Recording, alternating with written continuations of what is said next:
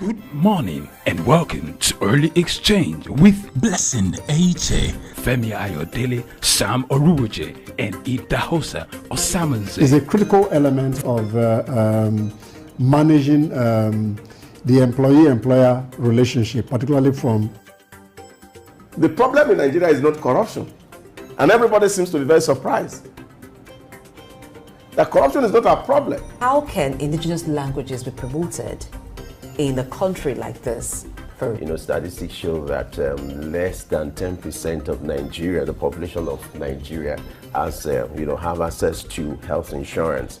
You imagine if our population is about 200 million. This is Early Exchange, shaping policy, advancing development. Hello, good morning and welcome to Early Exchange. I am Blessing Eche. Early Exchange is your breakfast show that focuses on business, economy, and development. Here on Souk News, we say we're shaping policy and advancing development. Now, the reason we say that is because Early Exchange focuses on critical issues that affect the African economy as well as development. We don't just stop at having table discussions, but policy documents are formulated from recommendations on issues discussed on Early Exchange. To that end, we've been having a special series this week where we bring to you a replay of some episodes on Early Exchange where critical issues concerning the Nigerian economy, Africa, are in focus. So, yesterday you watched a replay of the episode where SMEs in Nigeria were the focus.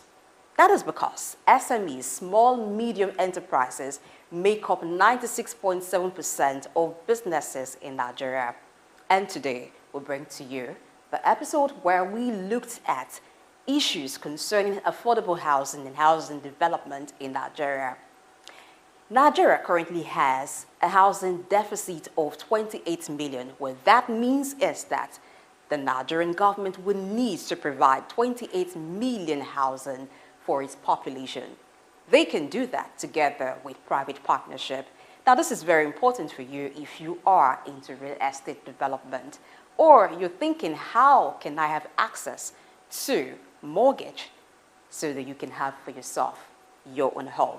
So sit back and watch the show. This is Early Exchange, shaping policy, advancing development.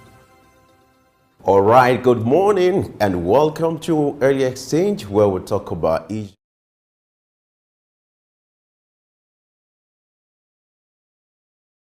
Ayodele. As you know, that Early Exchange is all about shaping policy and advancing development. With our conversation today, we're going to have another conversation, and our conversation will be in respect to affordable housing in Nigeria. Why has it been so challenging to have affordable housing in Nigeria? These are things we're going to look at today. We're going to do news review and all the things that are trending across the whole world. Don't forget you can be part of this discussion by going to our social media platform, our Facebook page, our Twitter page, and also our YouTube page at Souk News to share your view, to like, and also be part of this program using the hashtag Early Exchange. We hope that you spend the next 3 hours with us, whatever you have with you, your breakfast, your cup of tea. If your preference, is coffee, you can have that. We'll spend the next 3 hours with us. We are set to give you the best of programming to make your day remarkable, to make your day unforgettable.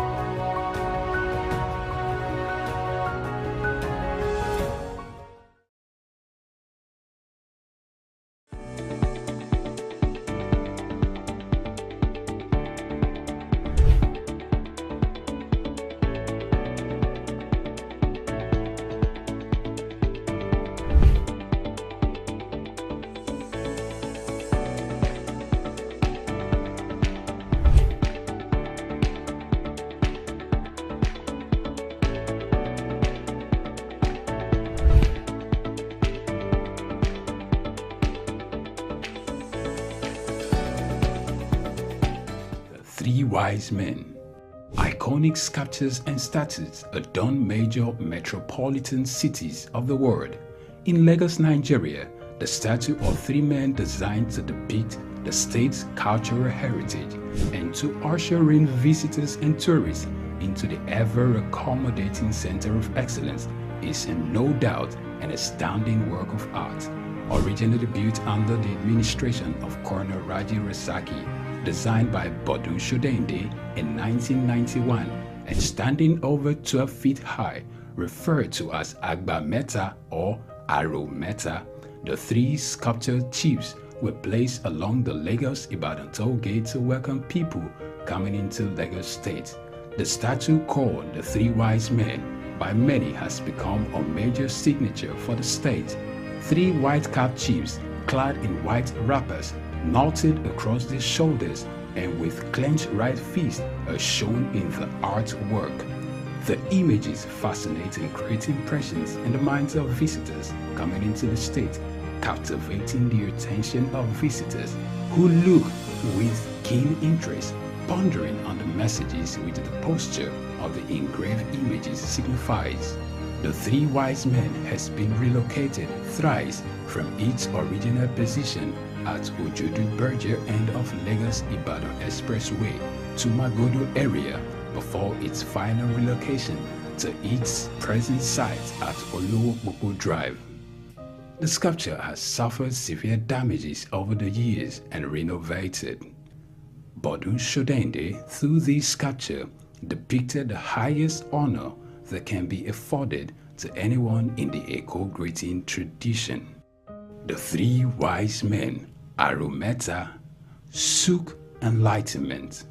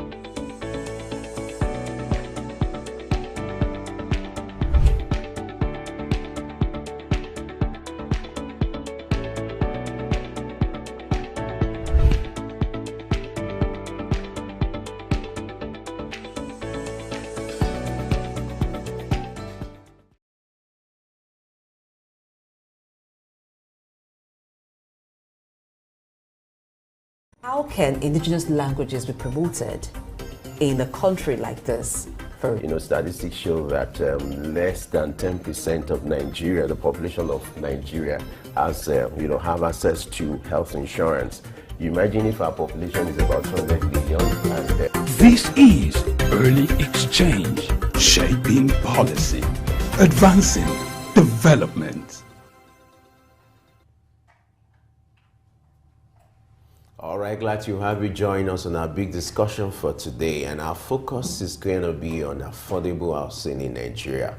Looking at the word affordable, how many Nigerians can afford, to pay or get a house now, looking at the present economic reality, looking at the purchasing power, the exchange rate, the inflationary rate in Nigeria. This is why this conversation is critical.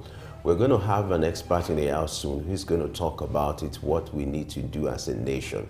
The critical issue comes when it comes to the issue of financing. A lot of Nigerians pay out of their pocket to get, housing and to pay for houses. But the ideal thing should be mortgage financing. Why has it not been working? These are things we're going to look at. What state is it now? What's the federal government doing in this light? What kind of policy should the federal government come with to ensure that Nigerians have access to affordable housing, not just on the federal level, even at the state level, and then the local government level? Now, let's take this special report. When we have the special report, we'll return to start our discussion with our special guest. Stay with us. According to Abraham Maslow, man's basic needs include need for esteem, safety, self-actualization, and physiological needs. Man wouldn't be able to fully achieve the other needs if his physiological needs like shelter is not met. As such, Nigeria, with a growing population of over 200 million people, has an estimated 28 million housing deficit as of 2023, indicating that it needs at least 28 million housing units to adequately provide shelter for its population. The problem of shortage of affordable and decent housing in Nigeria is significantly pronounced in urban areas where rapid urbanization and population growth have surpassed the construction of new housing units. To many in the know, addressing housing deficit in Nigeria is a rather complex challenge arising from factors such as limited access to mortgage financing, high construction costs, inadequate infrastructure developments, policy reforms, and an increasing urban population. The shortages of affordable and decent housing had led to rising crime rates, increased poverty, sluggish economic growth, amongst others. These problems could be a thing of the past in Nigeria if the private sector is encouraged in housing production with help of incentives, loans, subsidies, and building land readily made available and accessible to potential builders. Also, sustainable housing which focuses on creating environmentally friendly, energy efficient, and socially responsible living spaces could help promote design that accommodate the needs of residents while minimizing environmental impact. The new government might want to revisit past reforms, seek policies that could be adaptable to Nigeria, and work with private sectors to see how the problem of shortage of affordable and decent housing becomes a thing of the past. Juvi Ufiene, Souk News.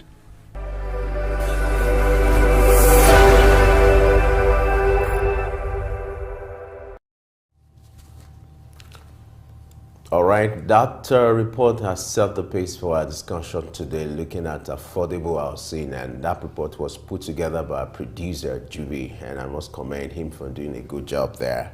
So we want to look at that, and the statistics is showing that about 75% of Nigerians don't have access to affordable housing, because the word affordability is very crucial here. Let me take this to Blessing. Looking at the economic reality in Nigeria, an average Nigerian, when it comes to affordable, housing, this is elusive to them, especially to the low or the middle class. Even the rich, there's this idea that even the rich also cry. Yes. When it comes to this kind of reality too, the rich know that even if you're not crying, you're paying more, to get your housing done, to get the services of someone who's going to, in the other climb, where you have access to mortgage financing. There's an arrangement where you even make some payments instrumentally to get your housing, for you. But this time around, of course it's available here, but not at the scale at which one is expected to have gone. You're looking at the population of Nigeria, about 200 million. The present housing scheme is overstretched. In fact, the population is more than the available houses or the housing scheme in Nigeria. And that's why you see every slum, in every time you see slums springing up, because people have to make provision for themselves. If they can't afford to get a standard house, some people will have to stay in shanties, in makeshifts, in slums where they feel their finances will give them the affordability, and this has thrown up a lot of challenges over the years. Yes, housing is a major problem in a country like Nigeria, and the housing deficit is quite large because it's not easily affordable. A lot of persons come into ownership of houses today by their own effort, being able to purchase a land and then take care of the building cost. But how many persons can do that with what they earn? So it's a challenge. Now, one would expect that maybe the government comes in at several levels providing affordable housing, but there's not much the government can also do in that regard. And sometimes when those provisions are made, they're tailored to cater for those under government employ, maybe civil servants, and so maybe through some form of contributory scheme or a mortgage kind of scheme, they can own houses and then begin to pay in installments. But we do have the Federal Mortgage Bank that should be open to people. But the thing is, a lot of Nigerians do not even know about the existence of Federal Mortgage Bank, and they do not know the requirements. What qualifies you to be given, to come under that scheme or to be a beneficiary of it. So these are some of the things that need to be exposed to Nigerians so that they can take advantage of it. And then the housing issue vary from one city to the other. In a place like Lagos, it's a major challenge because it's very much populated, and you know that land is not so easy to come by in Lagos. So these are some of the peculiarities that Lagos deals with when it comes to housing. But let's take the matter to the table of Otumba Agbemi Oyinyeyin, who's the MD, CEO, Realtors Billionaire Group, RBG. Good morning, sir. Welcome to the show. Yeah, good morning. Thanks for having me on the program again today. Nice to have you. So let's look at the issue of affordable housing. Now, I just talked about it varying from one city to the other, using Lagos as an example. But what's your take on the huge housing deficit that we currently have in Nigeria? Well, the major challenge, which we're all aware of, is the fact that we have,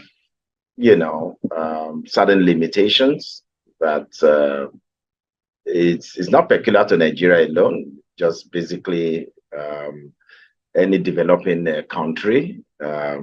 One, rapid population growth.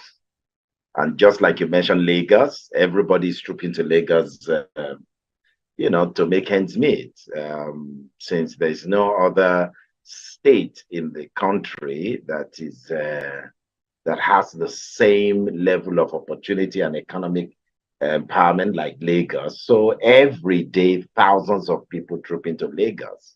How will government be able to plan for that? So definitely that leads to inadequate infrastructure. And of course, you'll be talking about land acquisition and ownership problem, because don't forget that traditionally land is owned by some families or the indigenes, and for you to acquire, there are issues, challenges. So, and again, our economy has not been doing too well.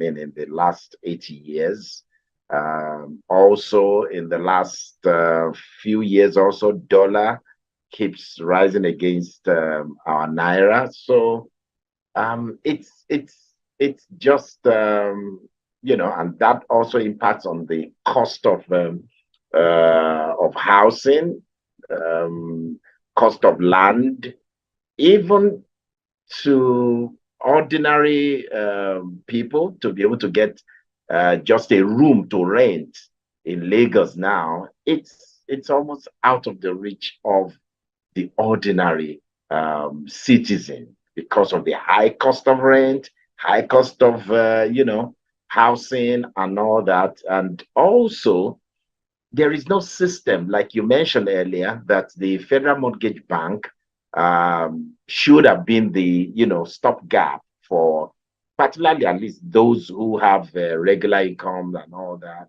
to be able to access, through the National Housing Fund, But all that, again, information is key. And that is why we need to, because at least few years ago, the government has made it possible for people to access, at least those who contributed into the National Housing Fund, NHF, at least to access 25% of their contribution to be able to buy land. But then that also has some challenge because you can only access that if you are buying a property.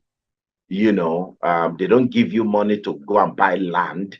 They give you money to buy a property. And that property must be in a location that already has a title document. And then when you look at the average Nigerian, what can they afford? Can they afford to buy a property in Lekki or, areas that are fully developed with title? So that poses another challenge.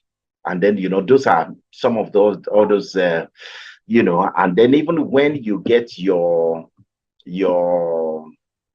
opportunity to get the inequality, corruption, bureaucracy, so a lot of things have bedeviled the average Nigerian in terms of housing. Right. Let's look at the issue of mortgage financing. Ideally, like we've said, this should take care of issues like this. But what are the critical challenges, confronting mortgage financing in Nigeria? What are the bottlenecks? And then how can it be simplified for Nigerians to have access to affordable housing? Well, that is where government comes in. I mean, anything bureaucracy has to do with government. So if we're talking about, making that process easier, it still lies with government. And number one that I will mention is information. Most people don't still believe that this is happening. Even those who are qualified, even those who have been, contributing into the NHS for 10 years, for 15 years, because I have a personal experience that my wife also, in fact, the bank had been, informing her for the past 3 years that take advantage of these, said, where is it possible? What about the process? It's just like you mentioned, bureaucracy, that who wants to go through that before you know it, they tell you you'll have to go to Abuja, you have to go and see somebody before they approve your stuff. The process can take 1 year and all that. So information, it's necessary, it is important for government to come out, to educate, to orientate, citizens. Number one, that if you have contributed to the NHF just for 6 months, after 6 months, you are eligible to apply. That sounds unbelievable, and it's like, how is that possible? How many people would it? But it is possible, and it is happening.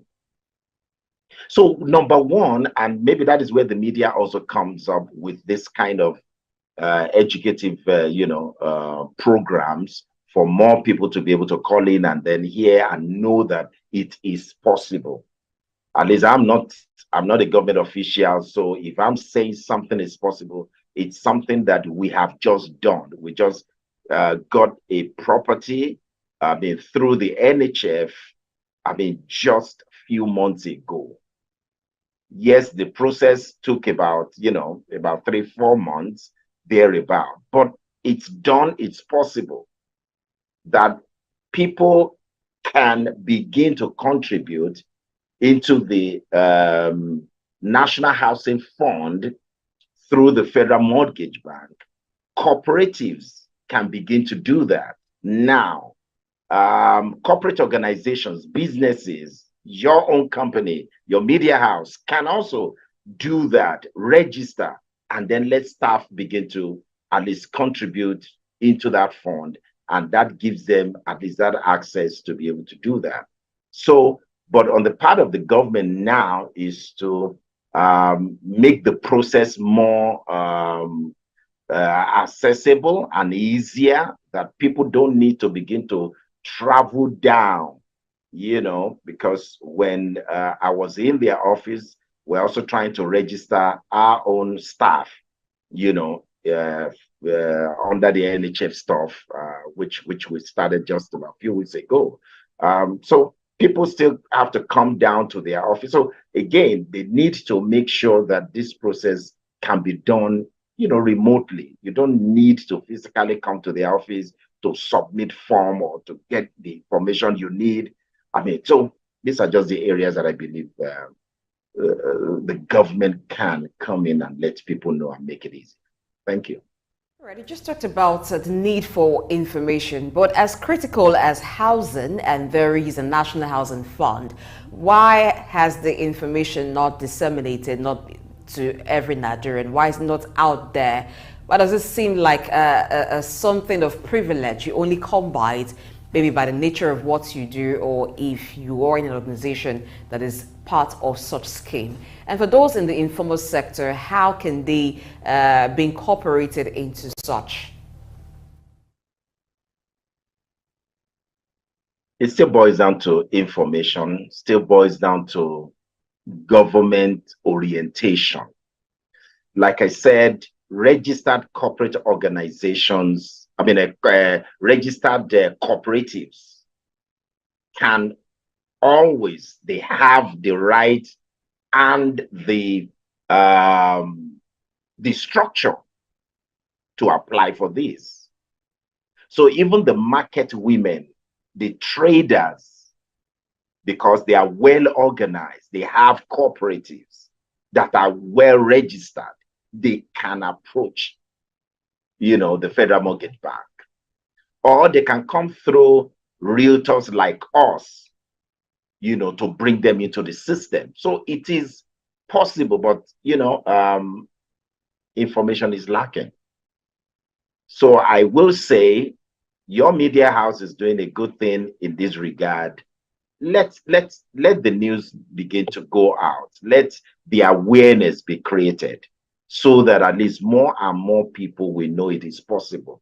It was not possible 3-4 years ago, but this thing has been signed into law, and that is why it started gradually, and it's going to increase because more and more people are getting aware of it, and then they are taking advantage of it.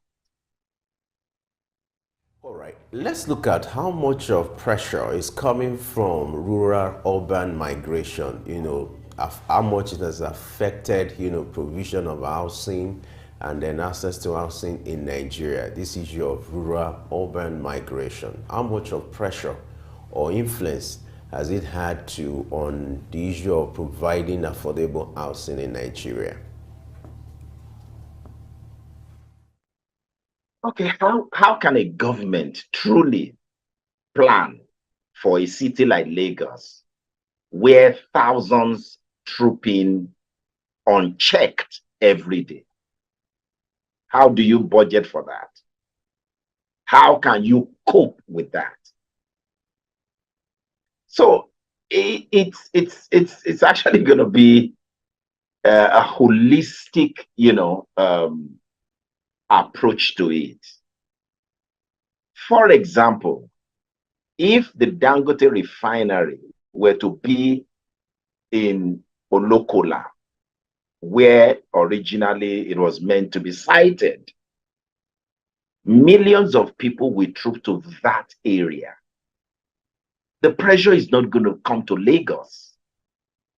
If other refineries in the country begin to work, the one in Kaduna, the one in Port Harcourt, the one in Warri, I mean, thousands and thousands of people will also move from Lagos and other states to those locations.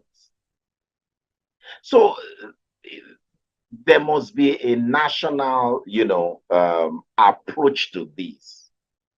But as long as it is only a state like Lagos that people can buy and sell and do business, and people can run down for employment, because in Lagos, like they say, except you are lazy, it's only the lazy that will go hungry in Lagos. Because even if it's for you to go and stand at the junction, or and just be diverting or traffic, people will start giving you money. Whether it's pure water you want to sell, you make money. Whether it's to sweep the streets, you make money. So in Lagos, you find that people create jobs for themselves.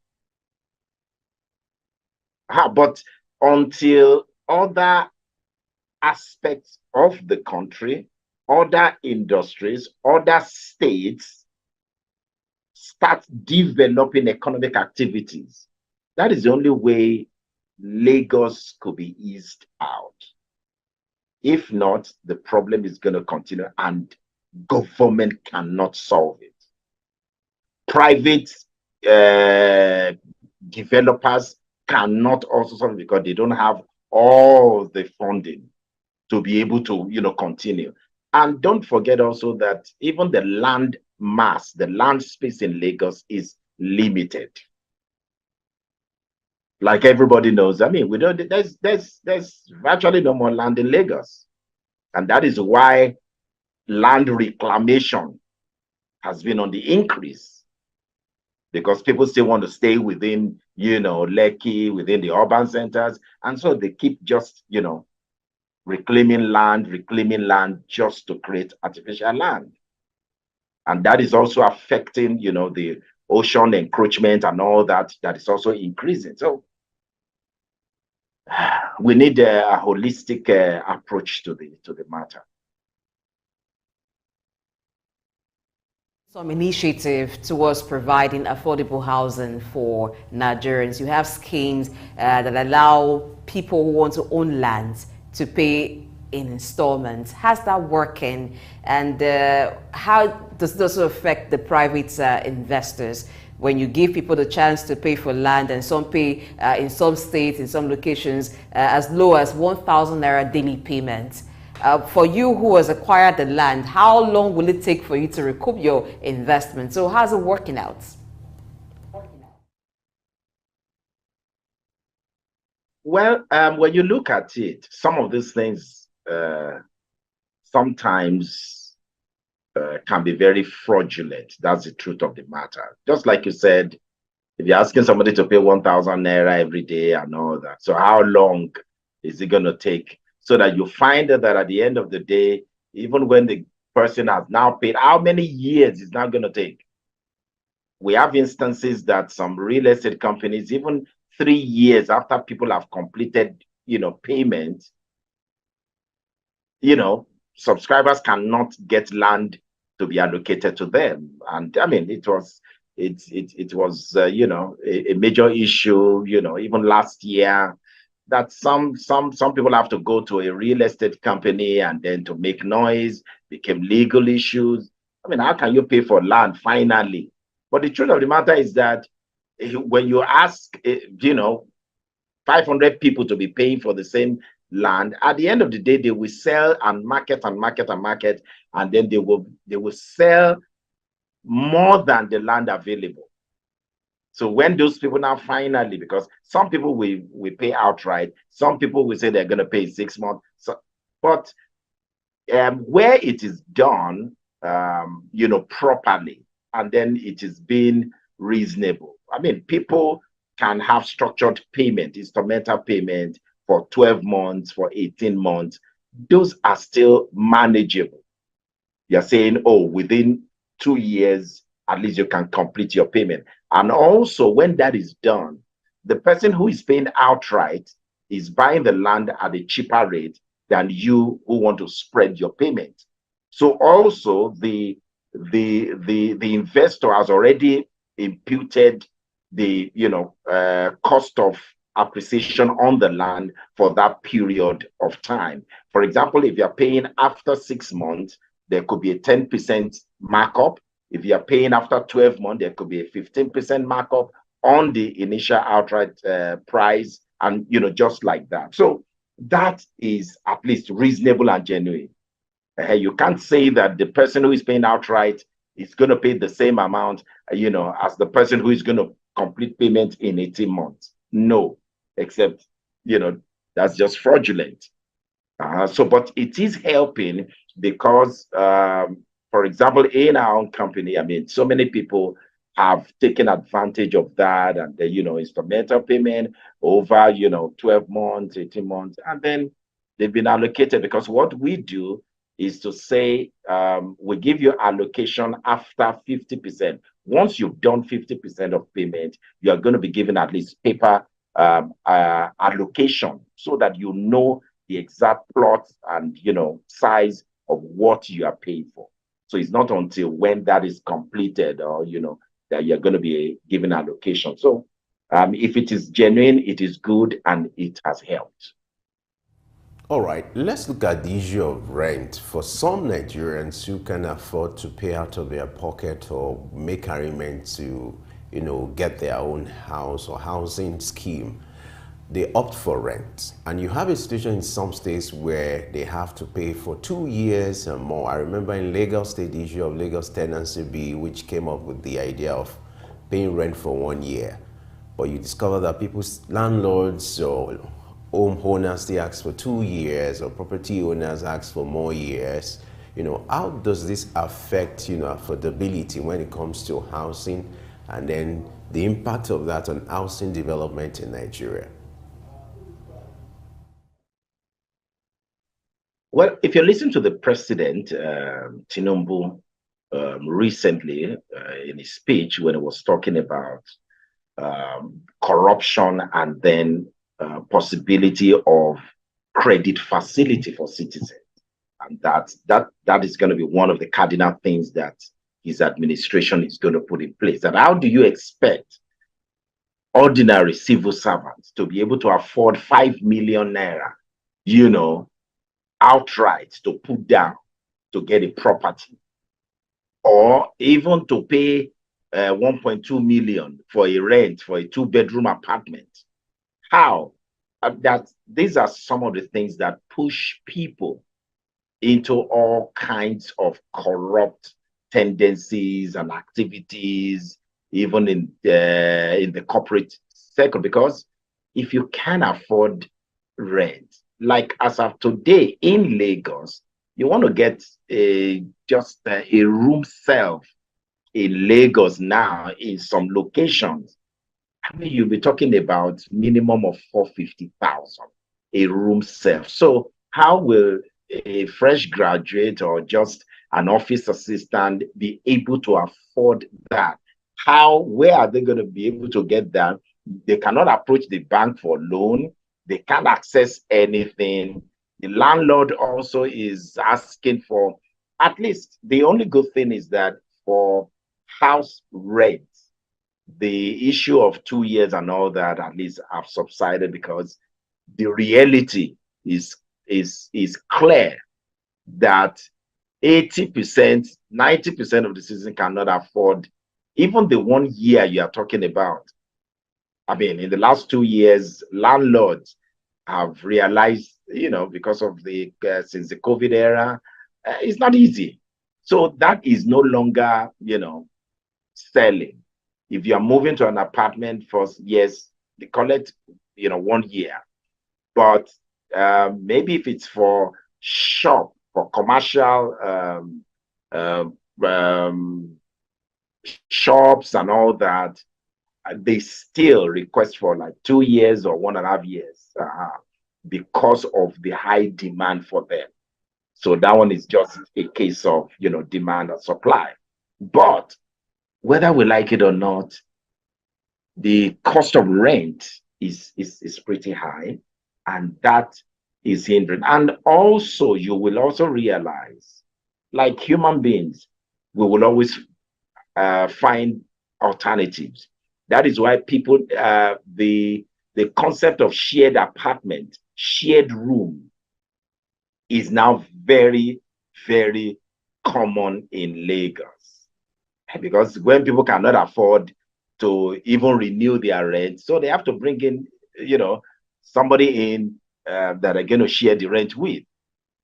So in Lagos now, I know of apartments where 3-4 people are staying together, and then they are sharing, the bill, because it's not easy for somebody to raise the 1.2 million or 1 million. So 4 of them might come together. If it's a 3-bedroom apartment, okay, each of you take one room, even the sitting room, they can divide it and rent that one out, so that at least at the end of the day, everybody's just paying maybe like 400, and then to be able to survive. So that is what is happening.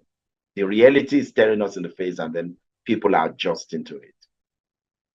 Okay, let me ask you something related to what you just talked about. Apart from the demand for 2 years down payment, there's also something that have been introduced into rent. It started as a legal agreement and you paying agency fee. So now there used to be a percentage for this, but now you find that, for example, if you want to rent a room, maybe the rent is 300,000, for instance, and then they tell you that the legal agreement fee, agency fee, and I think there's caution fee as well, is almost more than 300,000 or equal to that. So you add it together, it becomes like 600,000. So where did these practices come from? What are how necessary are these fees, and how come it has become a practice where the fees you pay becomes more expensive or as expensive as the rent? The implications of this on people's ability to afford housing, not just in Lagos, but nationwide. Well, that is an offshoot of capitalism. It's an offshoot of, demand and supply. People take advantage of others to enrich themselves. And we are in a capitalist, economy, where the government cannot tell house owners, this is how much you must charge. Government cannot tell agents, you cannot, collect more than this percentage. I mean, if you're getting a property, maybe 1 million and above, you're going to be charged 10% agency, 10% legal, and then service charge and, caution fee. If you are getting an ordinary shop, there's a current case I'm aware of, a small shop that costs 10,000 naira per month, that is 120,000 per annum. The lady is being asked to pay 40,000 naira for agency and 40,000 naira for legal, and another 20,000 naira for caution. That's 100,000 naira for a shop of 120,000 per annum. So it is frustrating. And to be honest with you, I don't know how the government can come in. There was a time in Lagos that the government brought out and, that, landlords should not charge. It can never work, because the houses are private ownership. So how are you going to tell the landlord, this is the amount you should charge for rent? Or you should not charge more than, we should not collect rent more than. So we're exposed to all of these because we're in a capitalist system, and that is what makes life more difficult for people. Now, when you go to more civilized economies, who can even afford to pay 1 year rent in advance over there? How many? What is the percentage of the population in England that can pay 1 year rent in advance? It's not even possible. So the realities of every economy determine what is, going to be possible. Like I just mentioned earlier, 4 or 5 years down the line ago, landlord will insist 2 years, but when COVID started and, even their existing tenants cannot renew their rent, reality was done on them. So a landlord that you even give 6 months, he will collect sharp and say, okay, so when are you going to pay because of the reality of the times. And that is why for Otumba Bemi, we will continue this conversation after this quick break. So you will have the opportunity to continue with your line of thought and this. Please stay with us. We'll be back after this break. Okay, thank you.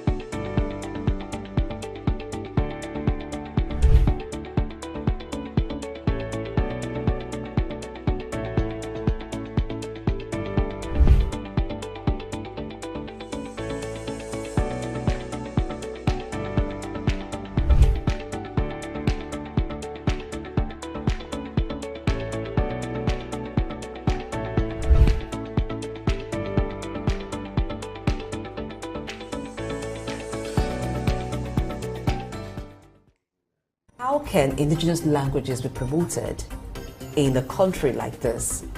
Statistics show that less than 10% of Nigeria, the population of Nigeria, have access to health insurance. You imagine if our population is about 200 million. This is Early Exchange, shaping policy, advancing development. Thank you for staying with us. We've been talking with Otumba Bemi, and he's the MD, CEO, Realtors Billionaire Group, RBG, and he's been talking to us about housing finance as we look at affordable housing and housing development in Nigeria. He was on the line of thought responding to the question of some fees that are incorporated into the rent, making the ability for some Nigerians to afford good housing more difficult. So please continue with your thoughts on that. Okay, thank you very much. So as I was saying, the government can not really do anything in that regard. You know, agents will always, take advantage of that. So what do you do? We'll just manage that. There's nothing we can do. They will charge caution fee that more than 50% of the time, even when you are leaving, you cannot get back.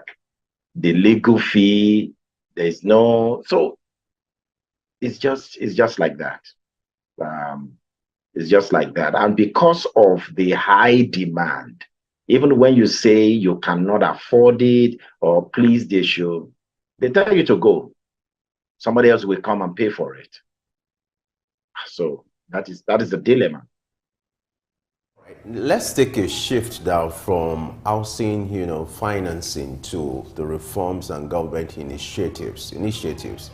Over the years, the federal government, including state government, has come up with several initiatives to improve, access to housing in Nigeria.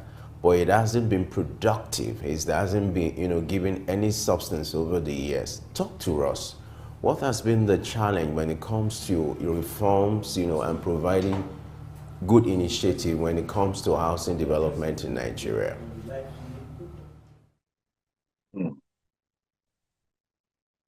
Well, like I would say again, the government can only do much. Government has tried to do some, but I mean, it's like throwing if it's like providing housing for 500 people where you have 10 million people. How far can that go? That's you're not solving even 10% of the problem. As of today, Nigeria has over 17,000 or 17 million housing unit deficit. So where are we going to start from? So, but some of the initiative that I know the government can put in place. Number one, like this Federal Mortgage Bank, the National Housing Fund scheme, they can expand it so that more people can take advantage of it. Make it a national orientation program, part of the national orientation program. That is one thing that the government can do. They can laud it, they can really go extra mile and then pump money into the Federal Mortgage Bank, or have a sort of arrangement with banks to be able to fund real estate developers.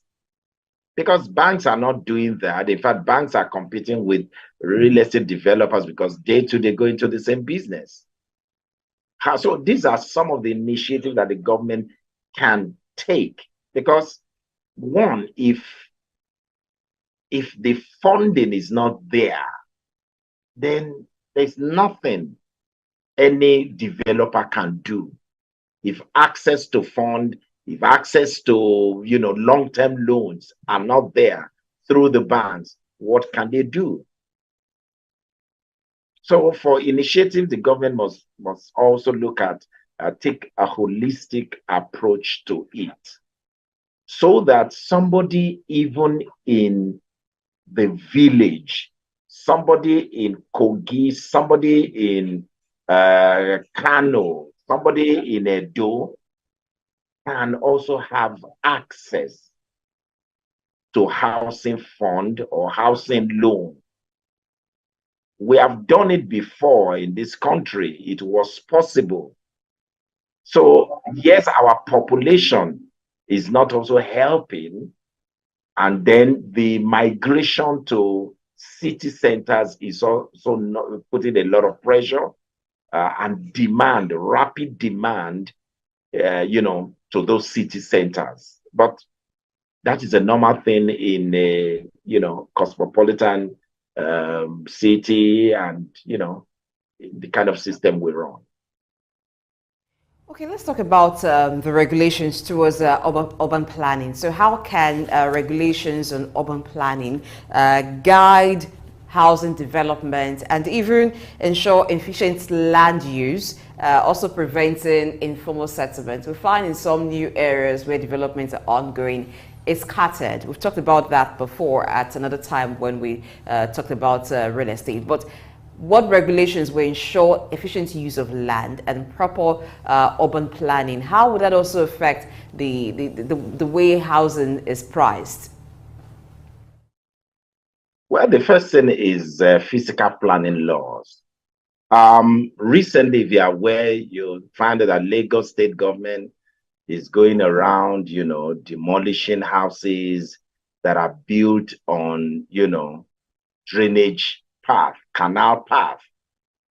That is happening. It happened in Ikota. It happened in VGC. It happened just all in the last 2 weeks. And the problem is that for developing areas, if people don't know what government or what the town planning structure is, then there's a problem. Because the people that sell land, the Omoniles and all that, don't know anything about town planning. They don't know anything about the government structure or government plan for that area. Government is not communicating to anybody, and people will just buy and then build.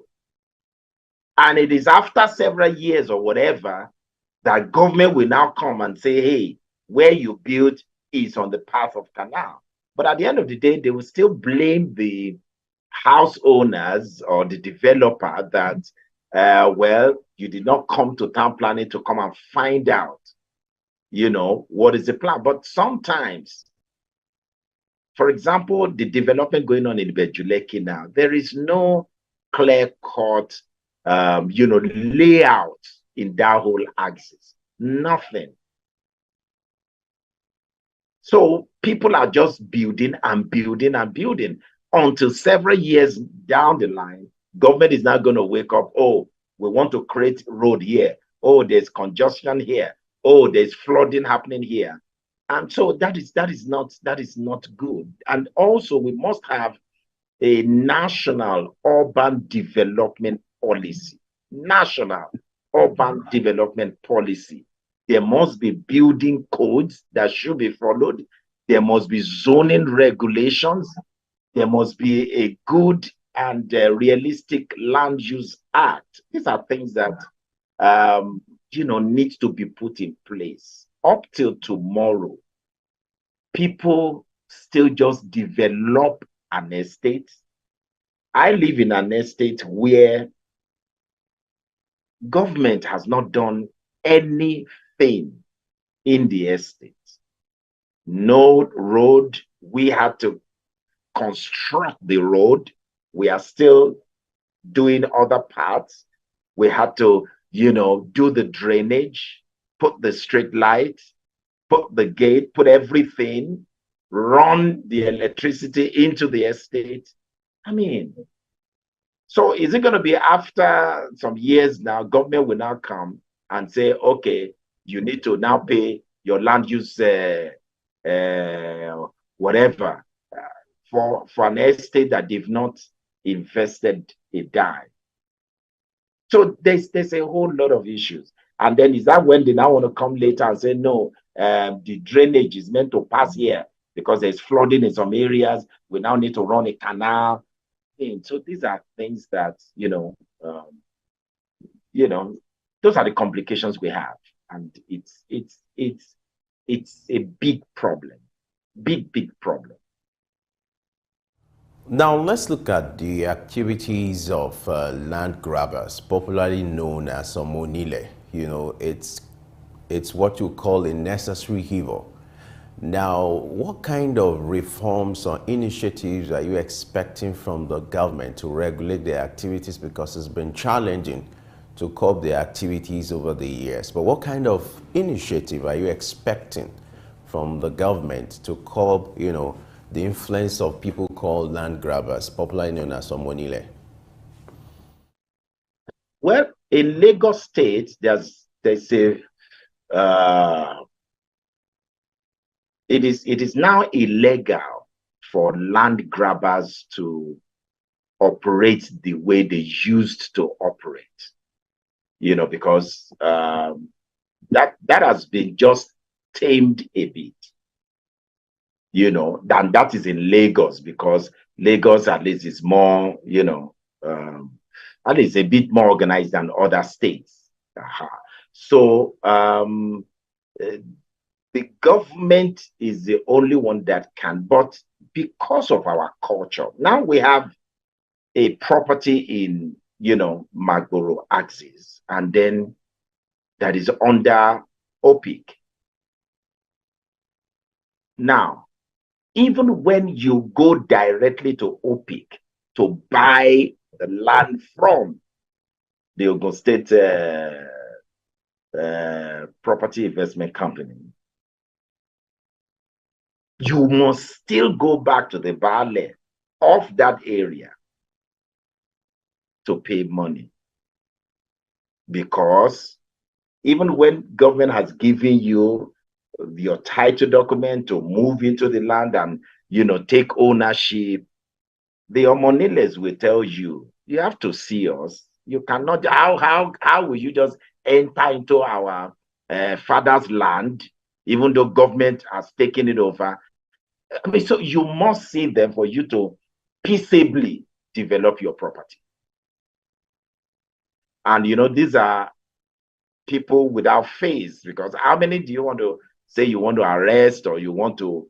So there's always the balance. Now, the only good thing that has evolved out of the system is the intervention of real estate companies that has now come in to deal with the Omoniles and then save the populace from directly interfering or interacting with Omonile. And that is the only structure now that has reduced, you know, and put an end to the issue of, oh, I bought land and Omonile took it over. Oh, they asked me to come and pay again. The real estate company actually take that burden and that risk of, you know, their clients. So that, for example, you're buying land from us, you have no issue, no concern with Omonile, because the real estate company, we've already purchased, we've already dealt with them, we've settled all the people we need to settle. They know us, we interact well with them, with their ballers, with everybody, with the families. They are okay, they are happy. So you go in, and then because you are building within an estate perimeter, when you want to build, no Omonile is going to go there to go and disturb you. No Omonile is going to enter into the you know, estate property area. So you are protected. Even when there are issues where, oh, for example, government now comes in and says, oh, they want to use the land for something else, your investment is secure with the real estate company, because you are also not dealing directly with government. You are not at loss. So that is the savings and the comfort we have given to clients, that if you are investing, you're buying directly from us, go to sleep. Your investment is with us. You are not dealing with Omonile. You are not dealing with, so the responsibility is on us. So it's like we're giving the people at least that assurance and confidence that at least whatever you're buying through us is safe. Okay, so what can be done to ensure adherence to bidding codes and standards to ensure safety in housing development? Often we hear of cases of bidding collapse in one part of the country or the other, and lots of housing developments going on nationwide. So how can, I don't know, bidding codes and their standard, but adherence to the standards, what can be done to enforce it? Well, why are there no adherence? One is because somebody is settling somebody not to do the right thing. The codes are there, the standards are there. We are building some structures. I mean, there are about, for Lagos State, at least there are about 5 different agencies that will approach you where you are putting up a structure. 5. That's the minimum. The environment, the safety, they will come.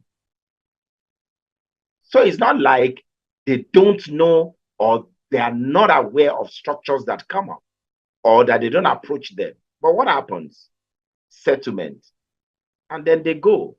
Nobody is doing the proper test or the proper checks or ensuring the proper safety is maintained. So all this goes back to the government, that the government should just enforce or ensure that proper building codes are followed by developers. There's no other way to it. There's no other, thing to do. It's not, the developer can decide to do anything, but it is the government that will say, no, this cannot work. I mean, we've had 2 terrible, instances in Ikoyi just in the last 2 years. High-rise buildings. How? Why?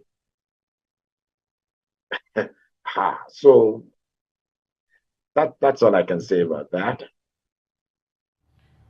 Let's look at some of the challenges or problems associated with land use planning and development in Nigeria, which is where the basic problems usually come from. We have the Land Use Act. We ought to take care of this. Is there a need for reform, and then how effective has this been when it comes to land use planning and development in Nigeria? I don't think it's about a new reform. It's just enforcement. It's just enforcement. There's no need for any new land use. What we have is more than enough. What are the basic things you need? It's not like there's any new thing in building technology or building structure. That is nothing. It's just enforcement. So something you said earlier while we were talking about housing finance. You mentioned that the National Housing Fund, for those who were part of it, who were making contributions, they can have access to about 25% of it, but they can have access to it when they want to buy a property with title.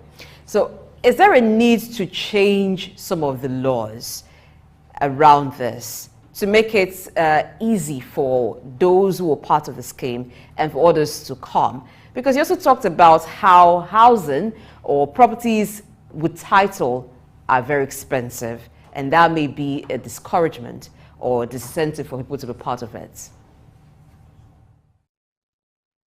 Well, to be honest, yes, for an institution to invest in a land without title is too much risk. There's no business risk analysis that's going to, approve that. So, but the only thing is where government, because also getting land title is also where the bottleneck is.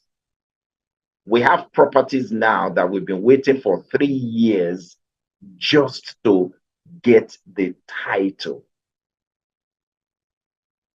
Because for every title, for you to get just an excision, for a land to be officially, exceeded to the family, the governor must approve it. How many of the families, have access to be able to approach the governor or for their papers to actually get to the desk of the governor and then to get it approved? So it is in fact, we have to sponsor some families that have hectares of land. The cost of even doing survey, they cannot afford. the cost of processing, the title, they can't afford. So they need, sponsors like us to come in and then help them. And it still takes years. So that is another area of serious bottleneck. Serious bottleneck for families to get a decision, or for an exceeded land to now be gazetted, and then to now move to the point of, maybe issuing of CO. So it's a whole long journey. And that would delay, the number of lands that have title. So that is another, story for another day. So that is where we are, and that is why it is not easy for the ordinary people to have access or to be able to buy lands that are titled or that have title. So they rather just start, with a land without title and then hope that someday, somehow. So, so it's most of the estates that are developed in Ajah down to most of them, they don't have titles yet. And people have built for like 10 to 20 years. Families are yet to be given accession to those lands. So even the property owners cannot process anything, because if the government does not release the land to the family, there is no way you can process anything to get your CO. So that is where we are. That's great. Otumba Agbemi Oyeni, we need to appreciate you for spending time with us on Early Extinct this morning. You've shared your thoughts in respect to the reforms, housing financing in Nigeria. Thank you so much for spending time with us on Early Extinct this morning. Thank you for having me. It's my pleasure always. A pleasure. All right, let's go on a short break now to accommodate another guest who's going to talk about something that's related to housing in Nigeria. You don't need to go away. Just stay with us, because it's getting bigger and getting more interesting. Stay with us.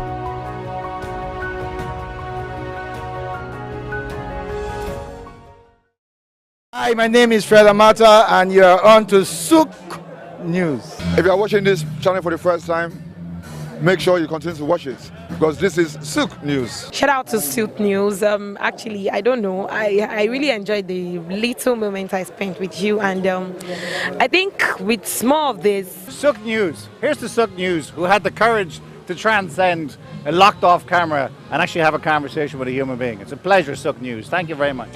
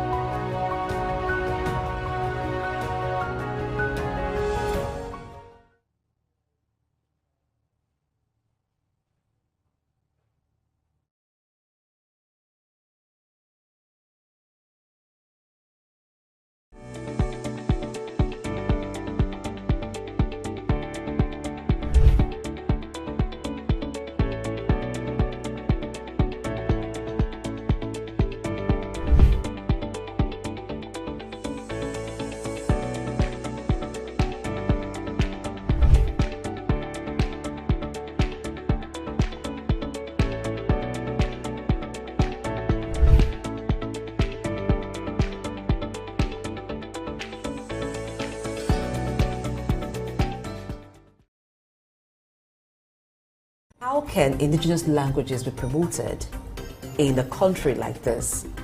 Statistics show that less than 10% of Nigeria, the population of Nigeria, has, have access to health insurance.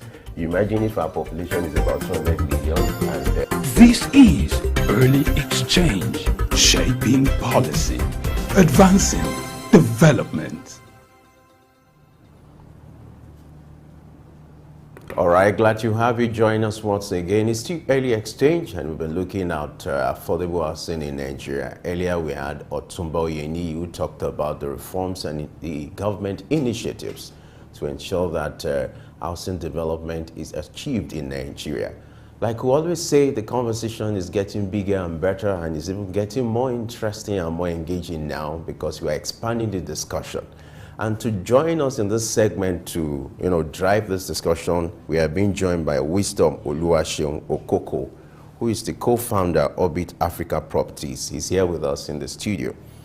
Wisdom, glad to have you join us. Thank you so much. Good morning. Yeah, good morning, Ma. Yeah, thank you. Now, we're looking at sustainable housing in Nigeria. Over the years, the federal government has come up with several reforms, to ensure that mass housing is available for all. But it hasn't become productive, or, it's something that is enough compared to the number of population that we have. Talk to us. What are some of the critical issues that has propped up over the years in related to sustaining housing? Yeah. People migrating into Nigeria too. There are a lot of people in other sub-African countries like Nigeria and all that. They feel like a greener pasture, you understand, is when we come into Nigeria. And so this population is a major, the population issue is a major challenge that has faced the country and even the government and all the effort they are making towards sustainable housing. We also have, maybe personally, I'll call it the behaviors of Nigerians, you understand? Now, we understand that when it comes to sustainable housing, there are what we call plans, there are what we call layouts, there are what we call, there are things that Nigerians are supposed to follow, lay down rule. For example, let me give you an example. So if we use Lagos as an example now, we have what we call the master plan for Lagos as a state. Now, over time, you see that we have gone against the master plan when it comes to sustainable housing, when it comes to planning of the state and all this. So I believe that we have the population as a challenge. We also have the behaviors of Nigeria as a challenge. We also have the availability of this material, because when we talk about sustainable housing, we're talking about housing facilities that has less adverse effects to maybe the climate, to the environment and all that. That's what we're talking about. And there are materials, especially when it comes to development of houses, that needs to be available, you understand? But these materials are really scarce, especially when it comes to Nigeria. Let me give you an example. So everybody is used to the construction of houses with blocks. That's what is very popular in Nigeria. But if you go outside Nigeria, go to the UK, go to other parts of the world, you see them going into using sustainable products in construction of houses. Like you see them using bamboo, you see them utilizing cellulose, you see them using bricks, even bricks. I know bricks is kind of available in Nigeria to an extent, but not really cost effective as a normal block everybody. So I believe that the availability of materials for the construction of houses is one of the challenge too that has faced us as a country in achieving sustainable housing, even from the government. Okay, let's look at the trend. From what you just talked about, you mentioned the use of bamboo sticks. Before this time, people were using that in building houses in Nigeria, but once modernization set in, people began to go for blocks. So it seemed like it's the old pattern coming back now. And Nigerians have already developed a taste for such houses built with blocks.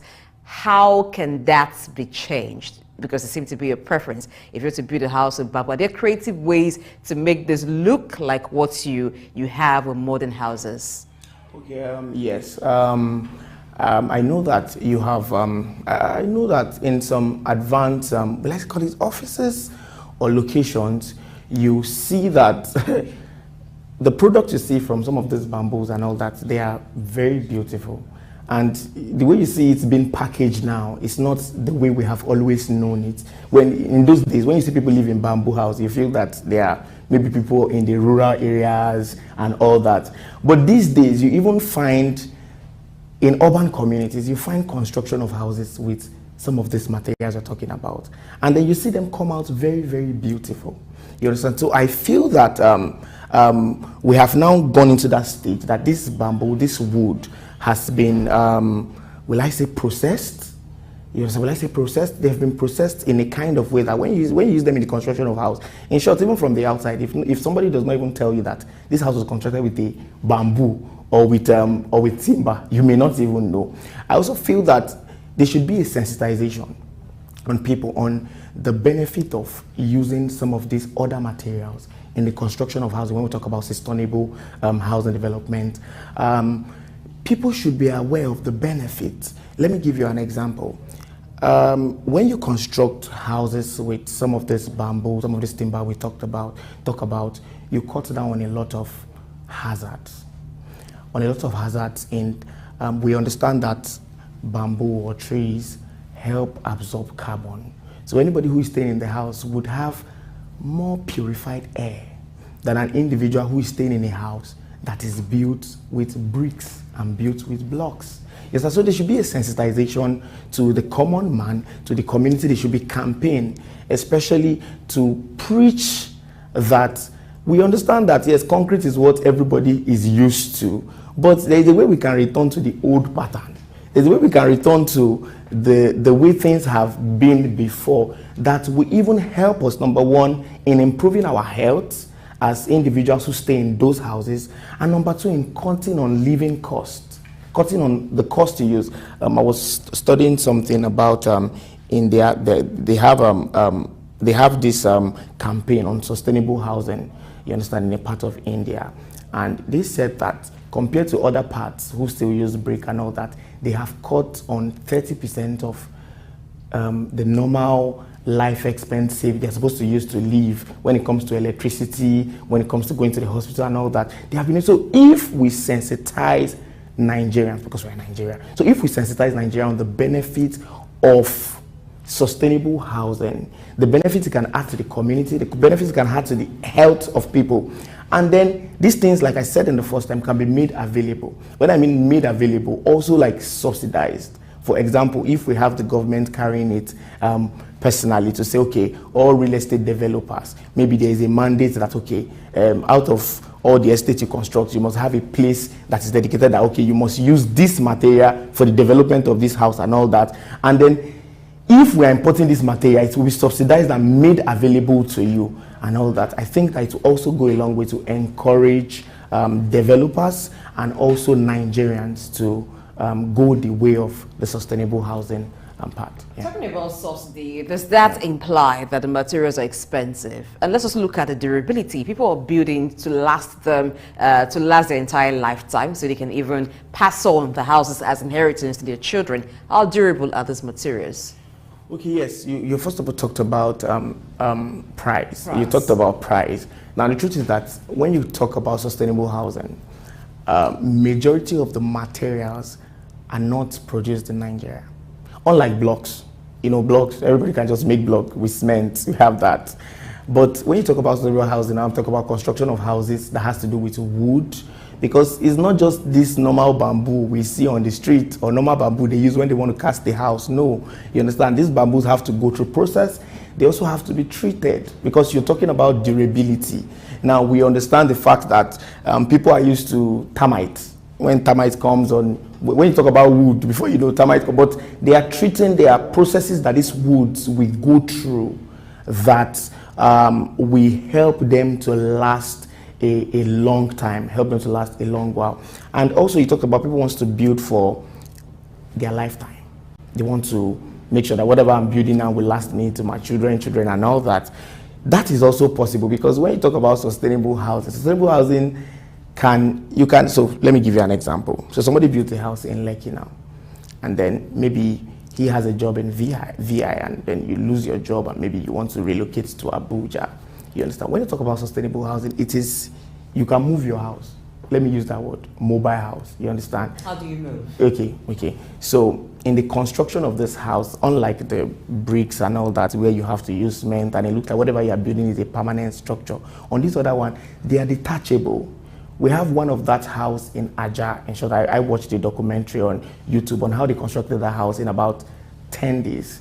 10 days was used in the construction of the framework. And it is because it has to do with, so they have a way that it is being prepared, and then when you just come to the location of the house, you just have to join, screw here to this, screw here to this, screw here to this, and before you know, the house is standing. And if there's a situation where you have to maybe move that, all you just have to do is to unscrew what you have screwed. Like I said, these materials are not made in Nigeria, and that is the reason for the cost. And then when you talk about durability, they are being also processed, and they can last a long time. Yeah. Now let's look at the role of urban planning and data, because we're talking about sustainable housing. What role will this play in ensuring you have sustainable housing scheme in Nigeria when it comes to urban planning and availability of data? The role urban planning and data will play when it comes to sustainable housing in Nigeria. We understand that there's a popular saying that anybody who does not plan, you understand, will fail, and it's normal. So when you talk about urban planning is giving layout, giving plan to the settlement of people in a particular community, in a particular region. So data will give you an idea of, so in Lagos, so we have 500 people in Lagos. If the government says that, okay, they want to make house available to the occupants or residents in Lagos, let me use a smaller community, let me use Ikeja, you understand? If they say they want to make that, now urban planning is okay, let's go to the drawing board. We understand that if people must stay in a place, there must be basic amenities for these people. So urban planning will help you to understand that, okay, we are going to have 500 people in this location. Aside from having 500 people in this location, that means that we're going to need 40 schools. We're going to need 50 boreholes. We're going to need this road, you understand, to help manage the population in that location. So data will help give an idea of, okay, these are the total number of people that will be in this place. These are the total number of facilities that are required to help the good living of people that will be in this place. And then when we talk about urban planning will help give equal distribution of the resources that will help the healthy living of these individuals in this particular location. So the truth is that even generally, there's no place in the world, and that's the reason why we have shanties and we have slums. There's no place in the world that people are resident in that there will be no need for urban planning. Urban planning, in short, is what should go ahead of the residential availability of people in a particular place. And when you find a place where there is no plan, there is no layout, people just come and erect structures the way they like and all that. That's the reason why you have slums and then you have shanties in Nigeria. So urban planning is important, but aside from urban planning, we also know that data, information, total population of people are also important. That's the reason why, permit me to say, Lagos is the way it is. The amenities of Lagos that was being planned in the construction and master plan of Lagos, we have gone far above that data or that statistics, even generally in Nigeria. And that's the reason for traffic, that's the reason for traffic congestion, that's the reason for too much pressure on the little facilities that are available. You see them talking about they want to do a maintenance on the Third Mainland Bridge. Why? It is because the pressure on the bridge, 247 pressure is on that bridge and all that. And let me just also say this, that also government should also take a knowledge from that. I'm not very sure that our population will continue to go back. It will continue to go up. Let me give you an example. The Lagos State government are currently constructing an 8-lane from Aja to Ekpe. And in Ekpe is where you have the Dangote refinery. Ekpe is where you have the proposed international airport. You have the Lagos Film City in Ekpe, and then a lot of these facilities in that location. I can tell you for sure that the road that is being constructed in the next 6 years will not service the population of people that will be in that area.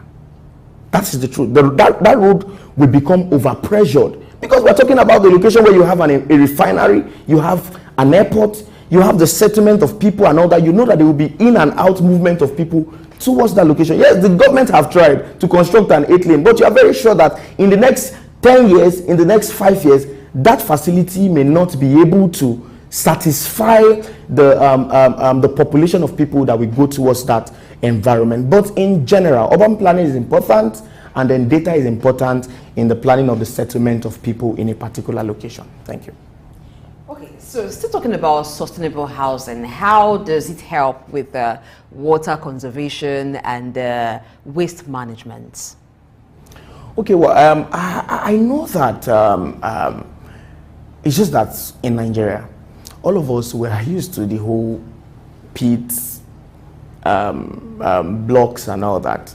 But in an advanced country, I can tell you that waste management, and let me talk about waste, common waste, sewage, that you find in almost every home, have been converted to reusable materials.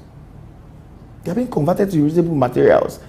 I know that one or two estates in Nigeria currently are trying to practice it, that I've seen personally, whereby the waste that is being produced in the estate is also being used to generate electricity, and also being used and also being purified to provide water for that same estate.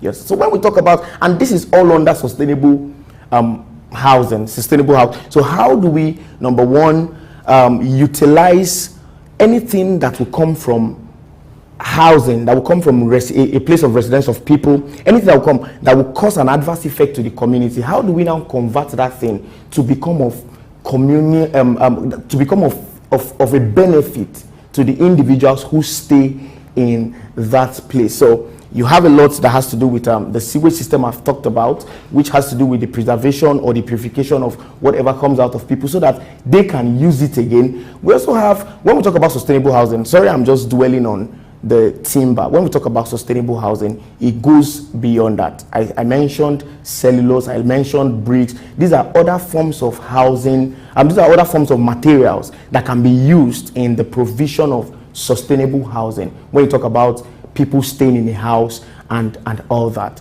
you understand? But when we talk about this timber that I'm talking about, I said something about the air that people consume who stay in housing. Now we understand that trees absorbs carbon dioxide. So a house that is constructed with timber, for example, is going to have less carbon dioxide than a house that is being constructed with brick. When you talk about bricks, that's been constructed with block. When you talk about bricks, if a fire incident happen in a house that is being constructed with bricks, right, they are assured of safety than a house that is being constructed with concrete. You understand? So these are some of the benefits that sustainable housing will contribute to individuals, to the community, and entirely to the climate. Yeah. All right, let's take a breather now, and when we return, we'll have conversation in respect to upgrading of shanties and slums in Nigeria.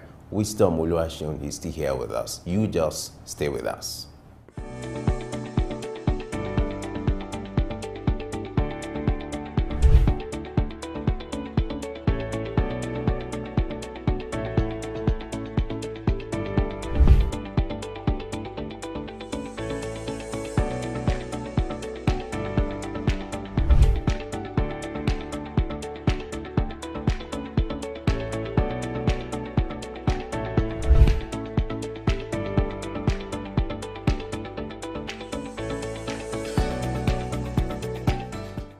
Three Wise Men. Iconic sculptures and statues adorn major metropolitan cities of the world. In Lagos, Nigeria, the statue of three men designed to depict the state's cultural heritage and to usher in visitors and tourists into the ever-accommodating center of excellence is no doubt an astounding work of art.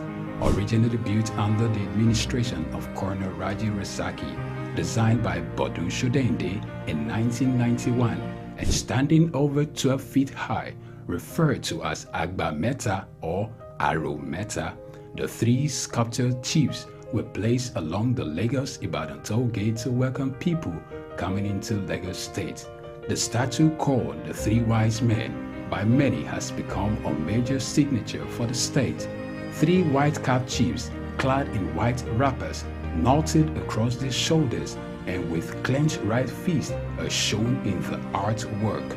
The images fascinate and create impressions in the minds of visitors coming into the state, captivating the attention of visitors who look with keen interest, pondering on the messages which the posture of the engraved images signifies. The Three Wise Men has been relocated thrice from its original position at Ojodu Berger end of Lagos-Ibadan Expressway to Magodo area before its final relocation to its present site at Olowo Drive. The sculpture has suffered severe damages over the years and renovated. Bodun Shodende, through this sculpture, depicted the highest honor that can be afforded to anyone in the Eko greeting tradition. The Three Wise Men, Arometa, Suk, Enlightenment.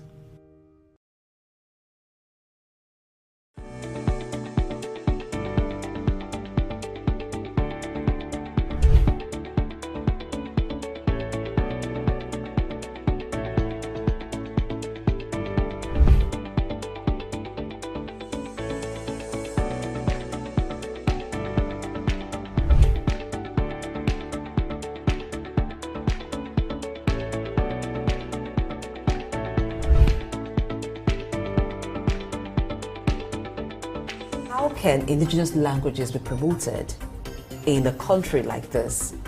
Statistics show that less than 10% of Nigeria, the population of Nigeria, has have access to health insurance. You imagine if our population is about 200 million. This is Early Exchange, shaping policy, advancing development. Many thanks for being there. We're still talking with Wisdom Oluwaseun, who is a co-founder of Orbit Africa Properties. We just talked about sustainable housing. Now let's look at slums and shanties upgrading. Now, when you look at some of the housing in slum areas and shanties, you sometimes wonder how those there are able to cope with the living condition. But what would be needed to improve such infrastructure, considering the fact that those there are low-income earners and may not be able to afford very quality infrastructure? But what can be done to improve the condition of such places? Okay, yes. Before I go into talking about what can be done to improve the condition living of individuals in these places, I would like to start from a point of, now, we must understand that slums and shanties are, first of all, informal settlements. I don't want to call it illegal, I want to call it informal. But the truth is that majority of the slums and shanties that we have in Nigeria are illegal. When I mean illegal, I mean that they have been scattered many times and then you still find people go back there after a period of time that government does not do something to them. Now we understand that basic amenities, when I talk about basic amenities, I'm talking about road, I'm talking about schools, I'm talking about proper water, I'm talking about power supply. Majority of basic amenities are provided by the government.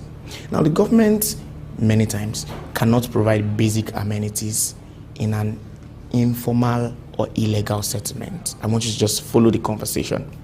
Now let me use Makoko as an example. Now, if you trace the history of Makoko, you know that it came from people who came from Benin Republic, or they call them Egun, that wanted to settle in Nigeria, and then they wanted to thrive in Nigeria, and they just found a place, and they just went to stay in that place. There was no legal permission and all that. They just went to settle in the place, and because they are staying in the place and they are human beings, and government will not just come and then begin to say, you understand, and even sometimes when they pursue them, they still come back there. But number one is that people must really understand that if you must really enjoy basic amenities, you must do things correctly, you must do things legally, you must do things properly. Recently the Commissioner of Lagos State demolished some houses, I don't know if you heard about it, along the Ikota Canal. Although those houses may be said to have been constructed properly, but the location where they have constructed those houses, you can call it an illegal settlement. In short, personally, I would call it a slum or a shanty, because that is what slums and shanties are all about. But now we said that we know that in Nigeria, because of the population, we cannot totally take slums and shanties away. That's what I'm talking about, illegal settlement, away from our country or our community and all that. So what the government can actually do is to see how they can provide basic amenities, at least just to help the living of people in that location. Basic amenities like a proper sewage disposal system. So we know that a slum and a shanty, people just wake up and then drop things anyhow and all that. What the government should do, put strategies on ground to see how, okay, at least if we have trucks that we go to this location to help take the waste of people every morning, and even if you ask them to pay a token and all that, we know that these are, you may call them low income earners, people who are the lower cadre of the society and all that, but I think that that's where the government should come to their aid. Another thing is that we see how we can partner with international bodies. Look at the United Nations. They have a department. They have projects that help people who stay in slums and stay in shanties. In short, the information I have is that from the last support that was given to Nigeria, we're giving about $200 million to upgrade individuals who are in slums and who are in shanty. So if there are proper utilization of this fund, you understand, you can help convert Lekki, the place they call Oniru today, at a time many years back was like a slum and like a shanty. And then when people came into that environment, because of the presence of people, they started developing the place, and then government saw the need to put attention in the place and construct road, see how they can take power supply to that place and all that. You understand? So in general, they should look for a way of taking natural basic amenities to individuals who are in this place, just to help the upgrade of people in this location. I would like you to educate us on, the various strategies or sources of financing when it comes to upgrading of slums, because you require funds to do this for individuals, organizations, or government agencies that want to do this. Talk to us some of the financing options or strategies. Okay, yeah. Now, before I talk about that general financial options, I would like to say that the truth is that many times, if we all wait on the government, we wait on public funds to come and help give us basic amenities, we may wait many years before those amenities come. So first of all is communal effort. So we are 50 staying on a particular street. We know that when rain falls, erosion is everywhere, or there's flooding in that location. There's nothing that stops everybody from coming together and saying, see, let's come together and see how we can construct a drainage. If it means that each house should provide 20,000, let's bring that money together and see how we can provide drainage, because it is all for the benefit of each and every one of us. Some of this money that are coming from US, coming from the government and all that will not come. So aside from that, we also have the federal government. The federal government have budget, have allocations through the Ministry of Housing, that funds are being made available. Allocations are being made available. It's just that many times it's not going to be raw cash. So we can say, okay, we are giving I think in 2014, about 3 billion was released for the construction of low houses in Abuja. So they won't give you that fund, but that fund will be used to construct houses that low-income earners can take and say, okay, maybe every month you pay 20,000 back, and when you pay that for 10 years, or pay that for 5 years, before you know, you are a home owner. So we have the government making those provisions in allocation. We also have international bodies. So we have support from international bodies, just like the United Nations that I talked about. United Nations, I think they call it United Nations Housing Development Agency, is an agency in the United Nations that make fund available to African countries. They make this fund available that, okay, Nigeria, this is your budget. and then it goes to the government, and then it has a channel that it goes to some of these people who are in the slums and in the shanty just to help in their upgrade. And maybe later we'll talk about that, because of the whole corruption and all that that goes through some of those processes, that sometimes even when this money comes from outside, I think that it has actually discouraged even a lot of international investors when it comes to the upgrade of slums and shanties. Because when you keep pumping money to a place and then you expect to see change and then you don't see change, the only thing we see is on the newspaper that's also amount of money was released. We see it because those other people will publish it, and then we don't see the effect of some of this money that is being released into the community. May discourage people, but the government comes, we have international bodies who are giving us support in the upgrade of slums and shanties. But what is most important is that individuals who stay in a particular location, who are facing challenges in that location, should be able to understand that if I must make this place better, the first financing must come from myself.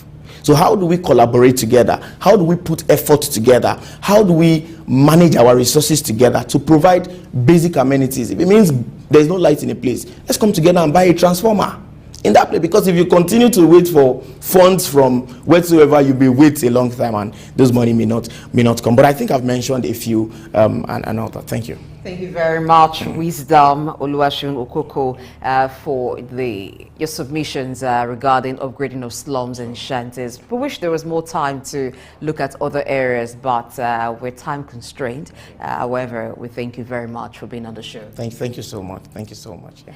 I do hope you've had a wonderful time with us on the show today. The conversation on affordable housing and housing development in Nigeria continues. Please feel free to be a part of it. Share your thoughts in the comment section. I am Blessing AHA.